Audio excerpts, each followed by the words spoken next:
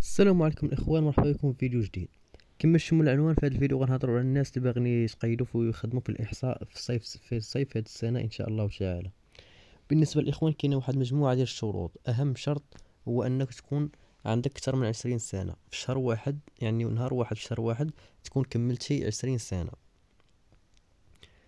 وكاين مجموعه ديال الفئات اللي يمكن لهم يتسجلوا باش يخدموا في هذا الاحصاء هذا. من بينهم الموظفون والمتقاعدون بالقطاع العام، كذلك الناس اللي عندهم باك بليس 2 وما خدامينش، والناس اللي عندهم باك بليس 2 باقيين كيقراو. بالنسبه للمراحل ديال الانتقاء راه كدوز التسجيل عبر المنصه واللي غنشوفوه دابا. كذلك يكون انتقاء اولي وتكوين عن بعد. انتقاء اولي باش يعزلوا الناس اللي غيدوزوا التكوين عن بعد، وغيديروا هذوك الناس اللي عزلوهم غيدوزوا التكوين عن بعد وغيديروا مقابله، يعني واحد الامتحان شفوي وانتخوتيه.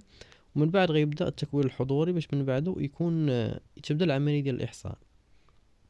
بالنسبه للاخوان الناس اللي بغاو يتسجلوا كتدخلوا هذا الموقع هذا كونديداتور.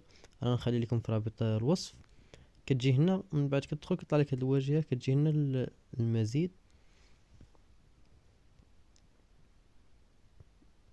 كتطلع هنا وكدير تعبئه طلب الترشيح.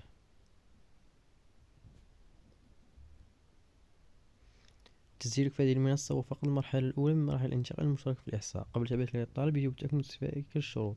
يعني تكون فيك الشروط، ومني كتسجل في هذه المنصة هذه ماشي صافي نمشي. يعني هنا غير واحد المرحلة الأولى من المراحل ديال الانتقال. كما شفنا كاين 4 ديال المراحل ولا 5 عاد غيبدا الإحصاء. بالنسبة لتسجيل رسائلك شحال من مرة المعلومات ديالك وداكشي يكون صحيح ومضبوط 100% بالعربية والفرنسية. ما ديرش خطأ باش ما تطيحش شي مشكل من بعد. المعلومات ديالك غير من البطاقة الوطنية ديالك ومن شي حوايج انت عارفة على راسك. هنا المؤهلات والتجارب ديالك في مجال البحوث الإحصائية. داكشي ساهل، اي حاجة انت غتكون عارفة على راسك. من بعد ملي كتسالي هذوك المعلومات كدير هنا تأكيد التسجيل.